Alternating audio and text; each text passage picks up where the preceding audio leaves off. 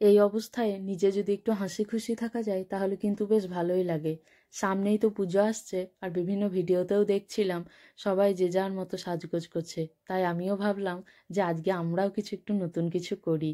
যদিও মেকআপ সেরকম কিছুই জানি না, তবুও যেটুকু কাজ চালানোর মতো টুকটাক জানি সেইটুকু নিয়েই বসে পড়লাম। মাঝে মধ্যে ভীষণ রকম ডিস্টার্ব করেছে, সাজতেই চাইছিল না, বলছে না আমি এটা করব না, না আমি ওটা করব না। তবুও বেশ অনেকক্ষণ ধরে বুঝিয়ে রাজি করানোর পর একটু রাজি হয়েছে।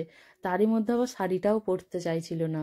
অনেকক্ষণ বোঝানোর পর শাড়ি গয়না সব কিছু পরিয়ে রেডি করে নিয়েছি। আর কেমন লাগছে আপনারা বলুন তো অভিদীপকে দেখতে? খুব মিষ্টি লাগছে তাই না?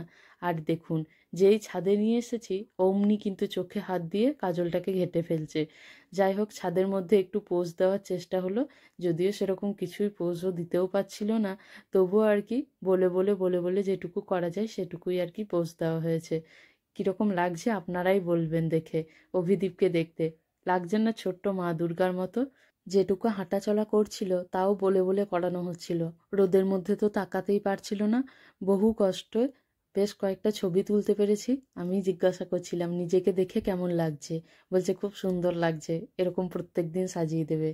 এই দেখুন, বেশ কয়েকটা ফটোশ্যুটও তোলা হয়েছে, এইগুলো আপনাদের জন্য। কেমন লাগছে দেখে জানাবেন।